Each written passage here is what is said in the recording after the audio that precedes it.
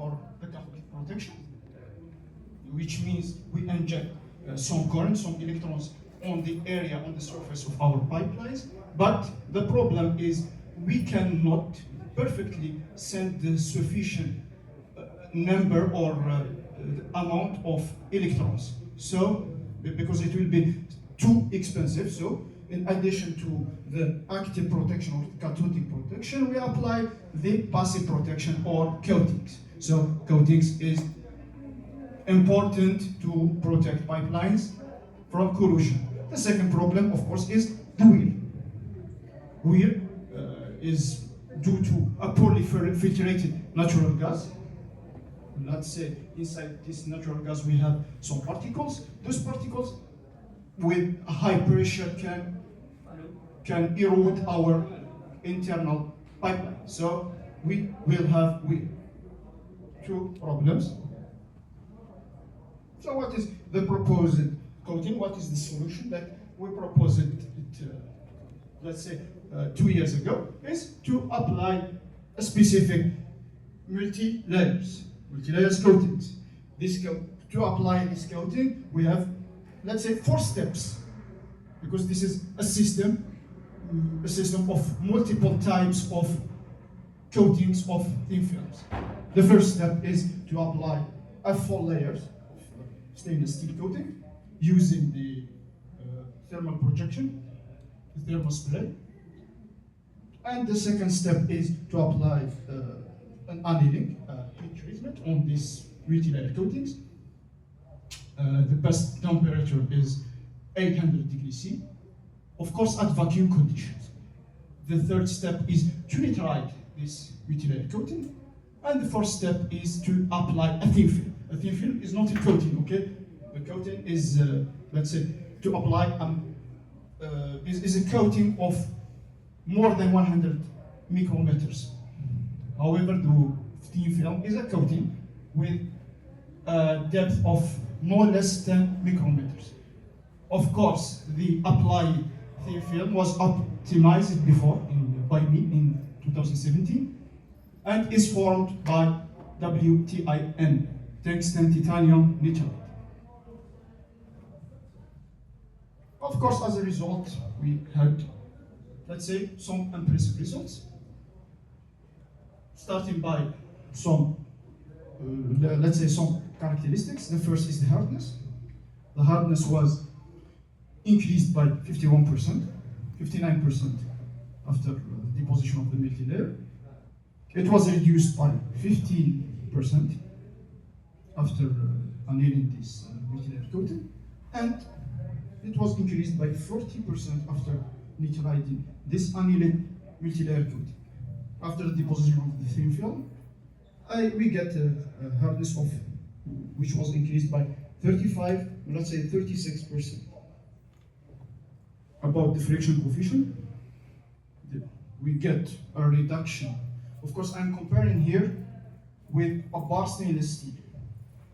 A bar stainless steel, which means I'm comparing a coating of 500 micrometers of stainless steel with a bar of stainless steel, a full bar of stainless steel. I reduced my friction coefficient by 5.7%. After annealing, the friction coefficient was increased. After nitriding, the friction coefficient was reduced by 17%, and after the application of thin film, the friction coefficient was reduced by 12, let's say 13%. And we get, let's say, a friction coefficient of 0.14, and this is a good one. Of course, I'm talking about hardness, I'm talking about friction coefficient because the two elements are related directly to the wear. If you have a good hardness, a high hardness, and a reduced friction coefficient, you will get automatically a good wear rate, a good wear resistance. For the wear resistant results, after the application of the multi-layer, the wear rate was reduced by 2-fold. After the annealing, it was increased a little bit, but after the nitriding of this multi-layer, I get another twofold reduction, and after the application of the thin film, I got another one-fold reduction. Now the corrosion resistance result after the application of the multi-layer, I get a twofold reduction of corrosion resistance. After the annealing, I got another one-fold reduction. And here you can see a very interesting result. Why?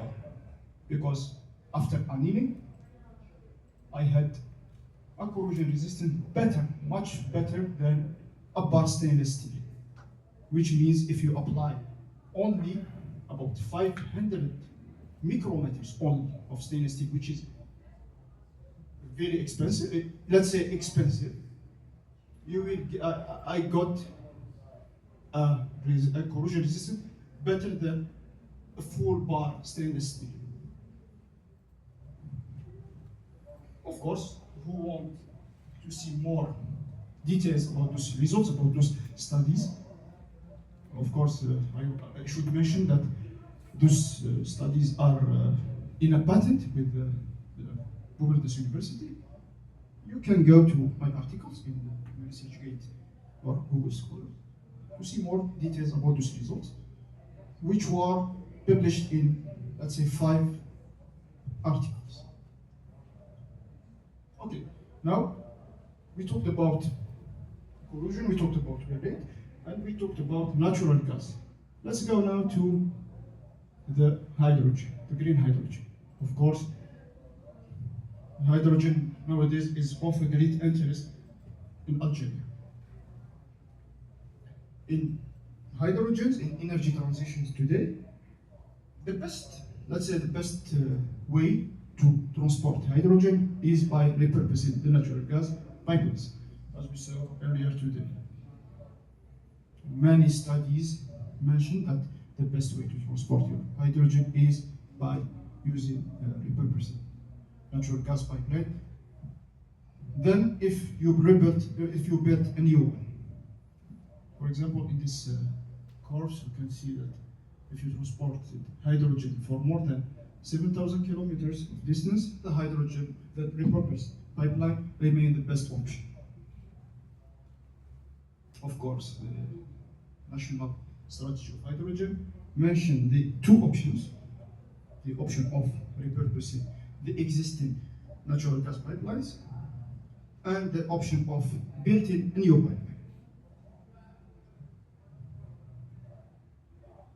But in order to transport your hydrogen, there is a big problem. Why we have this problem? Because hydrogen has a tiny dimension, it's very tiny. And with a pressure, if you apply a pressure in order to transport it inside the pipeline, this tiny element will enter inside the unit cells, inside the unit cells of the steel. And when entering inside the unit cells, there is 2 scenarios can happen. The first one is our hydrogen combined with the carbon that already exists inside the iron unit cell, and forming the CH4. This is the first scenario. So we will get a CH4 inside the unit cell of an iron, not steel, an iron. With high pressure, the CH4 with high dimension can cause, some damages inside my material. The second scenario is that hydrogen will combine itself inside the unit cells to form, once again, an H2 inside, of course, and a steel nowadays. I'm not talking about iron, but a steel unit cell. In this case, in addition